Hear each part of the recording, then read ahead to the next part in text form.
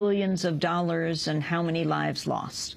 Yes, the war on drugs. That's the conclusion of a high-level international panel, that the war on drugs is a failure. A new report from the Global Commission on Drug Policy urges fundamental reforms in drug control policies around the world, including legalization of certain drugs, such as marijuana. The commission's comprised of 19 members, including several former heads of state and the current Prime Minister of Greece. Former Colombian President Cesar Gaviria, also a member of the Commission, urged the United States to begin debate on legalization. We want the U.S. society to make a debate on these matters that has not been done because political leaders are a little fearful of the association between crime and narco-trafficking, and it's very difficult to distinguish from consumers to users. But this society needs a debate. This society is spending $40 billion a year in fighting drugs. That is a lot of money. Has more than 500,000 people in jail. But they are spending that money in a way that is not effective. The consumption is not being reduced.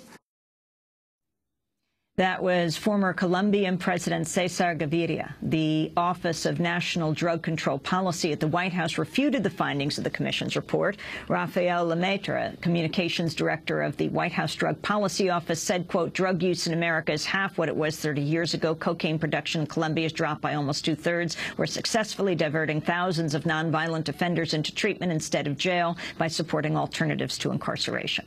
To discuss the findings of the report, we're joined by Dr. Gabor Maté, physician, best-selling author of a number of books, including his latest, In the Realm of Hungry Ghosts, Close Encounters with Addiction.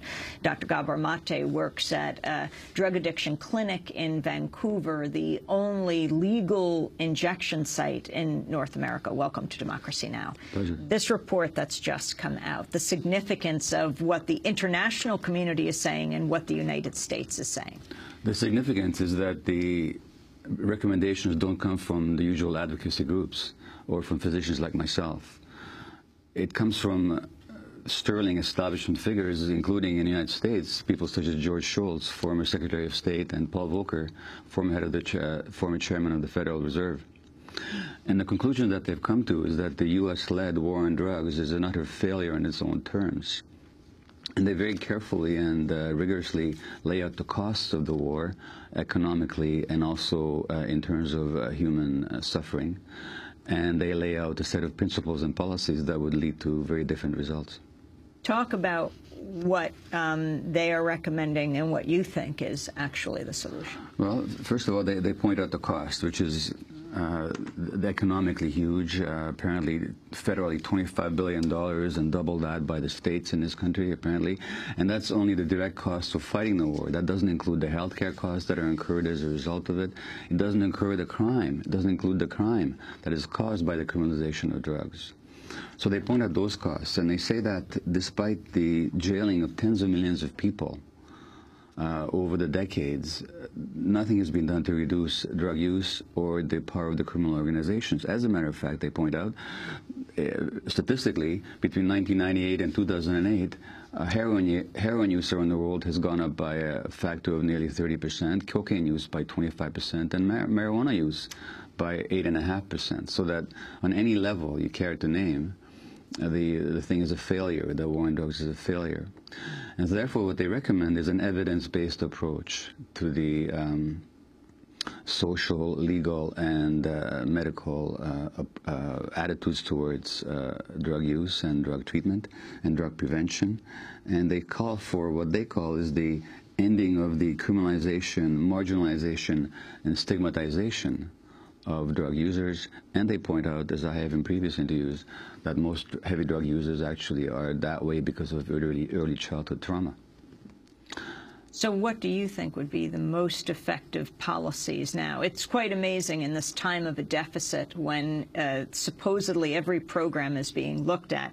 In fact, the Obama administration has asked for money for the war on drugs to be increased. In the 2012 budget, the White House requested $1.7 billion for drug prevention programs. 7.9% increase from the previous year would bring the national drug budget to something like $26.2 billion.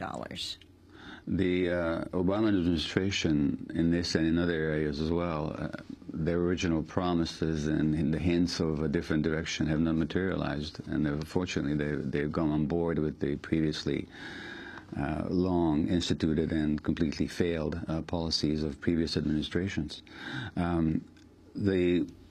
Everything that I would call for is actually called for in this report. They call for public health measures to prevent drug abuse and better attitudes towards looking after children and young people, rather than simply useless programs that tell people not to use drugs, that just say no, kind of Nancy Reagan type programs, which have been shown to fail over and over again. So they're calling for real prevention. Then they're calling for harm reduction. They point out that financially, $1 spent on providing clean needles saves $4 in healthcare costs and $27 in general cost to society. They point out that in Australia, where they've instituted such programs, at the cost of about $120 million, the savings have been in the billions of dollars when it comes to overall costs. They point out that in countries which have instituted harm reduction measures, the rate of HIV infection amongst drug users is about less than 5%, as opposed to the countries which have totally resisted those measures, where it's up to over 50% in some cases. So, you know, again, what they've done is they've taken the evidence and they've made recommendations based on science and on findings rather than on prejudice. In 2004, well before Obama was president, he said marijuana should be decriminalized. He was also critical of the war on drugs. In terms of legalization of drugs, I think that the battle, the war on drugs has been an utter failure, and I think that we need to rethink and decriminalize our marijuana laws. But I'm not somebody who believes in legalization of marijuana. What I do believe is that we need to rethink how we are operating in the drug wars, and I think that currently we are not doing a good job. President Obama speaking in 2004, well before he was president, talking about decriminalizing marijuana and the failure of the war on drugs. He has a different line now. It's not the only issue on which Obama has a different line now than he may have had before he was elected. But it's a very tragic one. The difference between decriminalization and legalization, Dr. Maté? If you legalize something, you make it like cigarettes and alcohol, which you can buy in corner stores. If you decriminalize it, you don't necessarily permit it to be sold publicly or freely, but you no longer jail people for the personal use of the drug. You might still make it illegal to traffic in it, although these recommendations by this commission actually call for the easier attitude towards small criminals who sell only to support their own habits, for example, and also for growers around the world that are just trying to do it to support their families. So they're not calling for decriminalizing, except for cannabis, but they're certainly calling for they're not calling for legalization, but they're calling for decriminalizing the drugs. So that, for example, in Portugal, it's no longer a criminal offense to have drugs for personal use. And does drug use go up in these cases? The evidence is that it doesn't make any significant difference. Portugal has gone up slightly over the last 10 years, but no more so than in the rest of Europe, where it's completely illegal. And they found the same thing in Australia. And when they compared Amsterdam to San Francisco, in the second place, where the laws are draconian, in Amsterdam, or in Holland, where it's not illegal to possess marijuana, there's no difference in effect. So that there's absolutely no evidence whatsoever that decriminalization or even legalization leads to more use. We're going to leave it there right now, but we'll continue the conversation. Go to democracynow.org, to our web exclusive, and to our previous conversations with Dr. Gabor Maté, Vancouver-based physician and best-selling author. Among his books, In the Realm of Hungry Ghosts, Close Encounters with Addiction. That does it for the